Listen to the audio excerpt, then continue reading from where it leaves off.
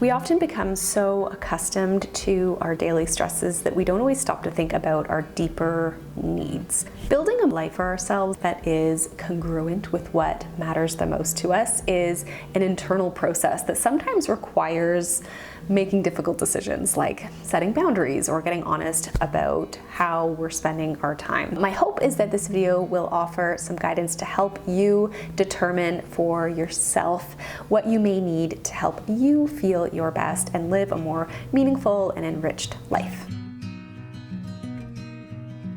When our actions are congruent with our values, it gives us the feeling that our lives have more purpose. We feel energized, it helps to prevent things like burnout, and getting clear on our core values and beliefs and desires requires introspection and honesty, and it's something that's really important to me in my own life. A 2020 meta-analysis of more than 30,000 people found that authenticity, or the feeling of being true to yourself, was associated with a greater sense of well-being, which makes total sense. We feel a lot better when we are being true to ourselves. In recent years, I was struggling with a lot of cognitive dissonance, which is kind of the worst feeling ever. It's basically when your actions aren't in alignment with the things that you value, or maybe you hold two conflicting beliefs at the same time. It's not a very comfortable feeling, but I was dealing with quite a lot of that because there were certain beliefs that I once had that were changing, and it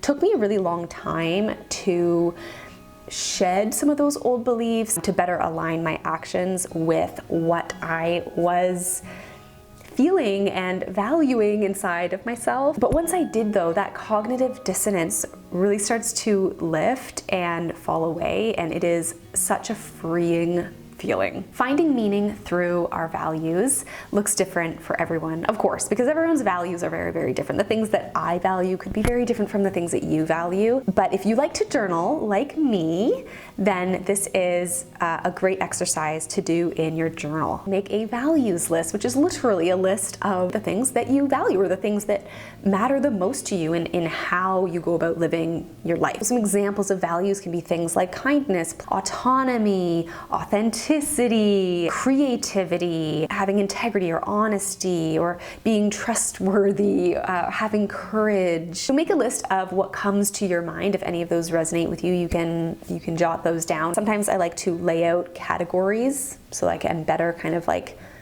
zone in on what my values are in certain categories. So things like family or marriage or relationships, friendships, career, education, leisure, and health. In the book Real Self-Care by Pooja Lakshman, which has inspired some of today's video, she talks a lot about the difference between the ways that self-care are marketed to us today, with like things that we need to do or buy to help us feel better, when it's so much deeper than that. It's so much more of an internal process. Great book, but one of the things that she talks about in the book is answering a couple of questions to help you better discern your values. I'm happiest when, I feel most like myself when I am bound to fail when, and I know that I cannot do blank and be blank. Once we are more clear on what our values really are, we can better see where we may need to pivot in our actions or our choices to be better aligned with them. There's a psychotherapy approach called ACT, which stands for Acceptance and Commitment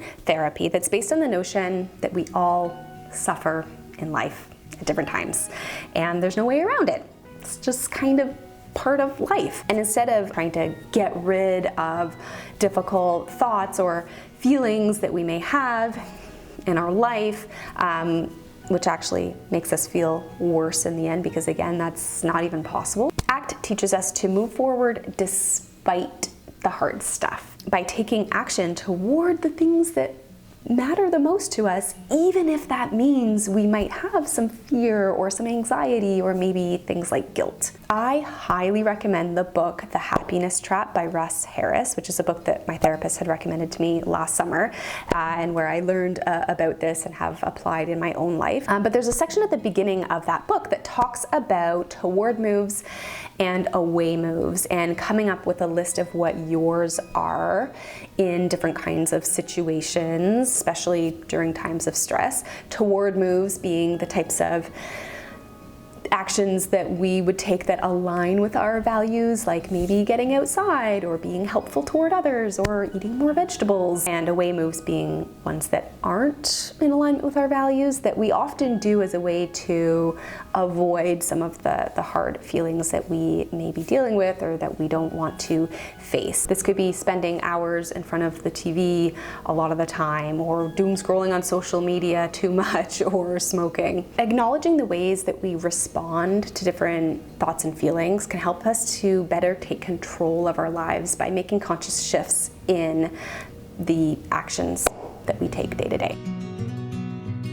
Life involves making a lot of decisions every day, as we know, and the types of decisions that we make can either help us feel our best and lead the life that we desire more often, or it can hinder that. This is where boundaries come in. It can be really quite life-changing when we practice being more assertive in prioritizing our own wants and needs. When it comes to setting boundaries, this is talked about in the book Real Self-Care, you have three choices basically. You can say yes, you can say no to something, or you can negotiate. And often the boundary is in the pause.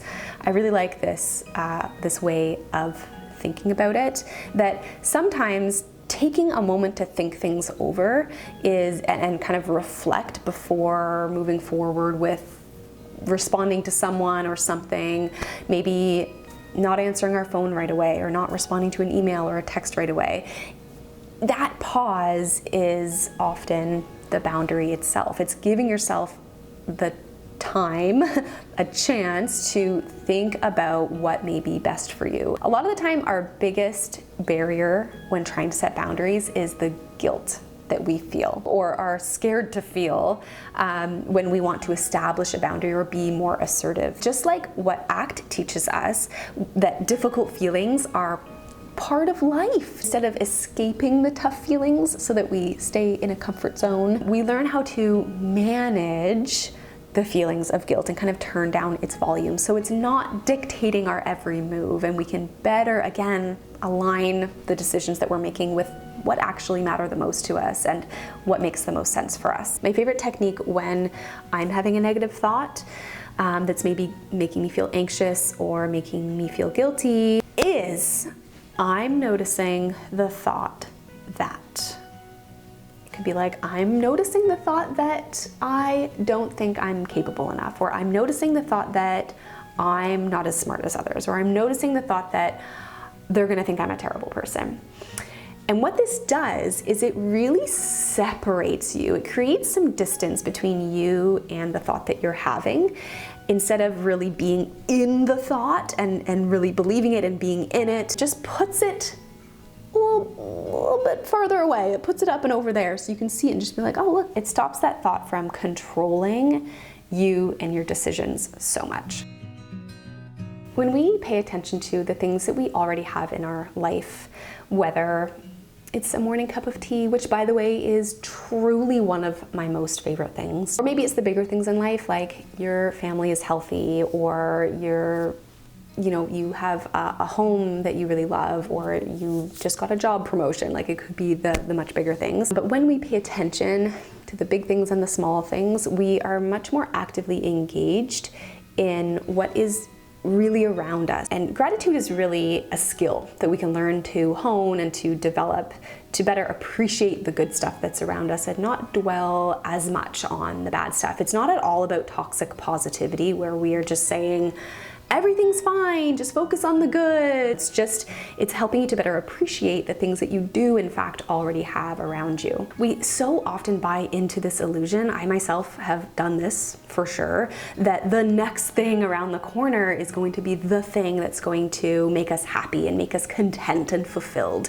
It's the next thing, it's the next thing. We're just so often looking ahead to getting that next thing in our lives, whether it's the next step in our career, or getting married, or having kids, or buying that new piece of furniture at the store, or the list goes on. When you stop, when you slow down and you fully acknowledge what you already have in your life, you tend to care less about fixating on getting the next thing all the time. So I really love this strategy that's in the book Real Self-Care.